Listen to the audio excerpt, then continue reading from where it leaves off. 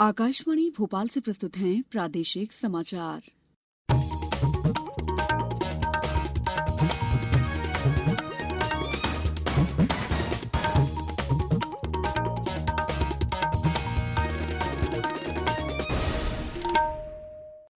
नमस्कार, समाचारों के साथ मैं दीपा सिंह। पहले मुख्य समाचार। राष्ट्र ने कल संविधान दिवस मनाया। तकनीकी शिक्षा भी मातृभाषा में दी जाएगी। रत्न और आभूषण उद्योग को अपने हुनर को निखारने की आवश्यकता, कहा केंद्रीय मंत्री पीयूष गोयल ने।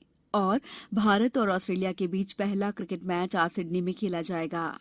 अब समाचार विस्तार से। राष्ट्र ने कल संविधान दिवस मनाया। इस अवसर पर राष्ट्रपति रामनाथ कोविंद ने संविधान की प्रस्तावना पढ़ी, जिसे दूरदर्शन से प्रसारित किया गया। इसमें देश के विभिन्न भागों से लोग शामिल हुए। गुजरात के केवड़िया में अखिल भारतीय पीठासीन अधिकारियों के सम्मेलन में मौजूद पीठासीन अधिकारियों ने भी राष्ट्रपति के साथ संविधान की प्रस्तावना पढ़ी। संविधान दिवस देश भर में राष्ट्रीय कानून दिवस के रूप में भी जाना जाता है। 26 नवंबर 1949 को देश की संविधान सभा ने वर्तमान संविधान को विधिवत रूप से अंगीकार किया था, जिसे 26 जनवरी 1950 को लागू किया गया था। सूचना और प्रसारण मंत्री प्रकाश जावड़ेकर ने संविधान के अनुच्छेदों, मूल अधिकारों और मूल कर्तव्यों के इलेक्ट्रॉनिक सारांश का नई दिल्ली में विमोचन किया। इस अवसर पर उन्होंने इस सारांश को एक महत्वपूर्ण दस्तावेज बताते हुए कहा कि प्रेस इन्फॉर्मेशन ब्यूरो द्वारा संकलित इस संस्करण में विशिष्ट व्यक्तियों के लेख मौजूद हैं। ये संस्करण एक संदर्भ पुस्तिका के रूप में भी उपयोगी है। केंद्रीय शिक्षा मंत्रालय ने इंजीनियरिंग पाठ्यक्रमों सहित तकनीकी शिक्षा को मातृभाषा में शुरू करने का एक महत्वपूर्ण फैसला लिया है। इसे अगले अकादमिक सत्र से प्रारंभ किया जाएगा। इसके लिए कुछ आईआईटी और एनआईटी को चुना गया है। शिक्षा मंत्रालय की विभिन्न योजनाओं और कार्यक्रमों की समीक्षा के लिए आयोजित उच्च स्तरीय बैठक की अध्यक्षता करते हुए केंद्रीय शिक्षा मंत्री रमेश पोखरियाल निशंक ने विश्वविद्यालय अनुदान आयोग यूजीसी को विद्यार्थियों और शोधार्थियों को उचित समय पर छात्रवृत्ति और फेलोशिप का भुगतान सुनिश्चित करने और इसके लिए एक हेल्पलाइन भी शुरू करने के निर्देश दिए हैं। उन्होंने विद्यार्थियों की सभी शिकायतों का तत्काल समाधान करने को भी कहा है। भारत ने कोरोना संक्रमण को फैलने से रोकने की दिशा में महत्वपूर्ण उपलब्धि हासिल की है। देश में लगातार 19वें दिन 50,000 से कम लोग संक्रमित हुए। पिछले 24 घंटों के दौरान लगभग 44,000 लोगों में संक्रमण की पुष्टि हुई है। इस दौरान 36,000 से अधिक लोग स्वस्थ हुए हैं। अब तक 86,79,000 से अधिक लोग स्वस्थ हो चुके हैं और स्वस्थ होने की राष्ट्रीय दर 93.66% हो गई है। देश में स्वस्थ लोगों की संख्या इलाज करा रहे मरीजों से 20 गुना अधिक हो गई है। इस समय देश में 4,52,344 मरीज इलाज करवा रहे हैं, जो कुल संक्रमित लोगों का लगभग 4.88% है। स्वास्थ्य मंत्रालय ने कहा है कि 77% नए संक्रमित लोग 10 राज्यों और केंद्र शासित प्रदेशों दिल्ली, महाराष्ट्र, केरल, पश्चिम बंगाल, हरियाणा और राजस्थान में हैं। मानक उपचार प्रोटोकॉल का पालन करते हुए डॉक्टरों, स्वास्थ्य कर्मियों और अग्रिम पंक्ति के कार्यकर्ताओं के समर्पण भाव से काम करने के फलस्वरूप स्वस्थ होने की दर निरंतर बढ़ रही है और मृत्युदर कम होकर 1.46% रह गई है। पिछले 24 घंटों के दौरान देश में 524 लोगों की मौत हुई है। वहीं प्रदेश में कोरोना के वर्तमान में एक्टिव मामलों की संख्या कुल स्वस्थ हुए लोगों की संख्या से काफी कम है। कल भोपाल में कोरोना के 229 नए मामले सामने आए। वहीं इंदौर में 317 मामले सामने आए हैं। उज्जैन में कोरोना की प्राप्त जांच रिपोर्ट 904 में कोरोना से संक्रमित 18 व्यक्ति स्वस्थ होकर अपने घर लौट गए। इस प्रकार 3,809 लोग अब तक कोरोना संक्रमण को हरा चुके हैं। वहीं नरसिंहपुर जिले में कोविड-19 के कुल 58,181 सैंपल लिए गए हैं। अब जिले में कोरोना पॉजिटिव के 56 एक्टिव केस हैं। जबलपुर में कोरोना से स्वस्थ होने पर गुरुवार को 57 व्यक्तियों को डिस्चार्ज किया गया है। वहीं बीते 24 घंटों के दौरान मिली 1,768 सैंपल की परीक्षण रिपोर्ट्स में कोरोना के 85 नए मामले सामने आए हैं। कल डिस्चार्ज हुए 57 व्यक्तियों को मिलाकर जबलपुर में कोरोना के संक्रमण से मुक्त होने वाले मरीजों की संख्या 13,095 हो गई है।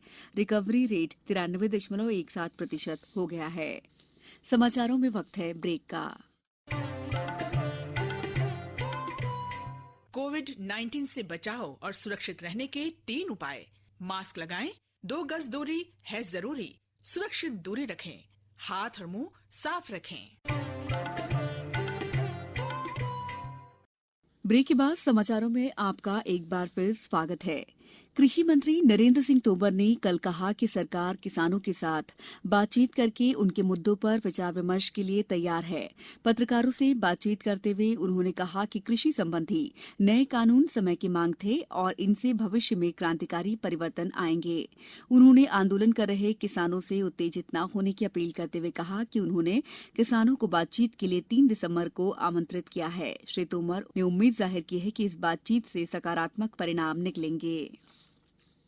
वाणिज्य और उद्योग मंत्री पीयूष गोयल ने कल कहा है कि आत्मनिर्भर बनने के लिए रत्न और आभूषण उद्योग को अपने हुनर को फिर से निखारने की आवश्यकता है, जिससे ये उद्योग और प्रगति कर सके।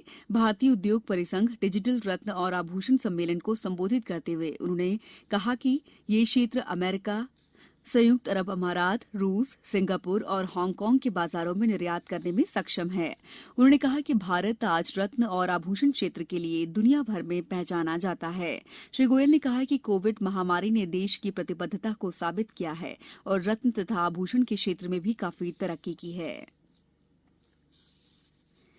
भारत और ऑस्ट्रेलिया की पुरुष क्रिकेट टीमों के बीच 3 मैचों की श्रृंखला का पहला एक दिवसीय अंतर्राष्ट्रीय मैच आज सिडनी में खेला जाएगा। कोविड-19 महामारी के कारण 8 महीने से अधिक समय तक अंतर्राष्ट्रीय क्रिकेट से बाहर रहने के बाद भारतीय टीम अपना प्रदर्शन करने जा रही है। 50 ओवर वाले एक दिवसीय फॉर्मेट के मैच में भारतीय टीम की कप्तानी विराट कोहली के हाथ में ही रहेगी, जबकि उप कप्तानी का जिम्मा चोटिल रोहित शर्मा की जगह केएल राहुल को दिया गया है। ऑस्ट्रेलियाई टीम की कप्तानी एरोन फिंच करेंगे और पैट कमिंस उप कप्तान होंगे।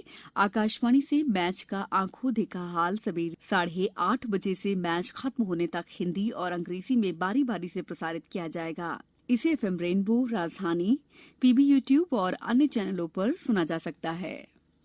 प्रधानमंत्री नरेंद्र मोदी रविवार को सुबह 11 बजे आकाशवाणी से मन की बात कार्यक्रम में देश और विदेश में लोगों के साथ अपने विचार साझा करेंगे। ये मासिक रेडियो कार्यक्रम की 71वीं कड़ी होगी। इसे आकाशवाणी और दूरदर्शन के समूचे नेटवर्क पर प्रसारित किया जाएगा।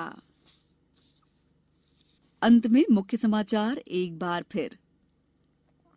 राष्ट्र ने कल संविधान दिवस मनाया। तकनीकी शिक्षा भी मातृभाषा में दी जाएगी।